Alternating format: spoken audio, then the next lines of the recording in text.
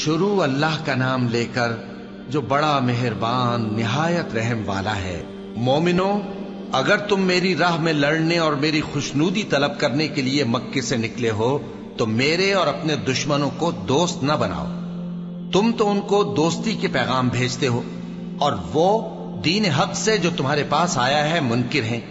اور اس وجہ سے کہ تم اپنے پروردگار یعنی اللہ تعالیٰ پر ایمان لائے ہو،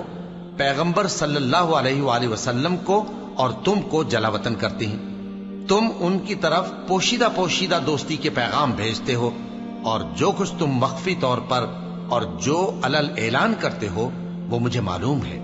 اور جو کوئی تم میں سے ایسا کرے گا وہ سیدھے رستے سے بھٹک گیا۔ اگر یہ کافر تم پر قدرت پالیں تو تمہارے دشمن ہو جائیں، اور ایذا کے لیے تم پر ہاتھ بھی چلائیں اور زبانیں بھی،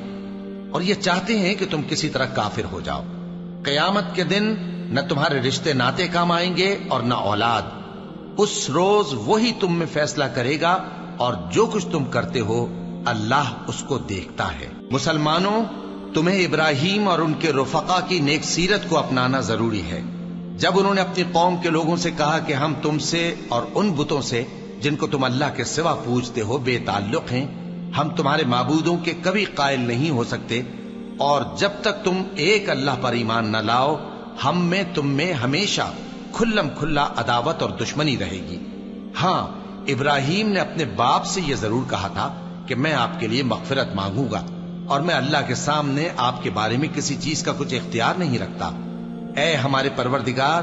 تجھی پر ہمارا بھروسہ ہے اور تیری ہی طرف ہم رجوع کرتے ہیں، اور تیرے ہی حضور میں ہمیں لوٹ کر آنا ہے۔ اے ہمارے پروردگار، ہم کو کافروں کے ذریعے فتنے میں نہ ڈالنا، اور اے ہمارے پروردگار ہمیں معاف فرما، بے شک تو غالب ہے، حکمت والا ہے۔ تم مسلمانوں کو یعنی جو کوئی اللہ کے سامنے جانے اور روز آخرت کے آنے کی امید رکھتا ہو اسے ان لوگوں کی نیک سیرت اپنانی چاہیے، اور جو روگردانی کرے تو اللہ بھی بے نیاز ہے، لائق حمد و ثنا ہے۔ عجب نہیں کہ اللہ تم میں اور ان لوگوں میں جن سے تم دشمنی رکھتے ہو دوستی پیدا کر دے، اور اللہ قادر ہے اور اللہ بخشنے والا ہے، مہربان ہے۔ جن لوگوں نے تم سے دین کے بارے میں جنگ نہیں کی اور نہ تم کو تمہارے گھروں سے نکالا، ان کے ساتھ بھلائی اور انصاف کا سلوک کرنے سے اللہ تم کو منع نہیں کرتا۔ اللہ تو انصاف کرنے والوں کو دوست رکھتا ہے۔ اللہ انہی لوگوں کے ساتھ تم کو دوستی کرنے سے منع کرتا ہے جنہوں نے تم سے دین کے بارے میں لڑائی کی اور تم کو تمہارے گھروں سے نکالا اور تمہارے نکالنے میں اوروں کی مدد کی۔ تو جو لوگ ایسوں سے دوستی کریں گے وہی ظالم ہیں۔ مومنو، جب تمہارے پاس مومن عورتیں وطن چھوڑ کر آئیں تو ان کی آزمائش کر لو، اور اللہ تو ان کے ایمان کو خوب جانتا ہے۔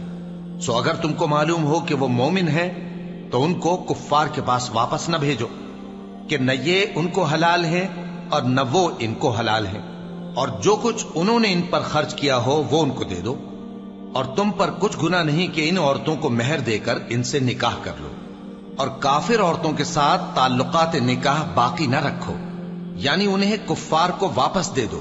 اور جو کچھ تم نے ان پر خرچ کیا ہو تم ان سے طلب کر لو، اور جو کچھ انہوں نے اپنی عورتوں پر خرچ کیا ہو وہ تم سے طلب کر لیں۔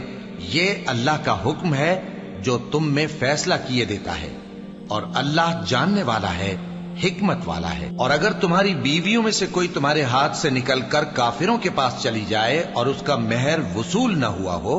پھر تم ان سے جنگ کرو اور ان سے تم کو غنیمت ہاتھ لگے، تو جن کی بیویاں چلی گئی ہیں ان کو اس مال میں سے اتنا دے دو جتنا انہوں نے خرچ کیا تھا، اور اللہ سے جس پر تم ایمان لائے ہو ڈرتے رہو۔ اے پیغمبر صلی اللہ علیہ وآلہ وسلم،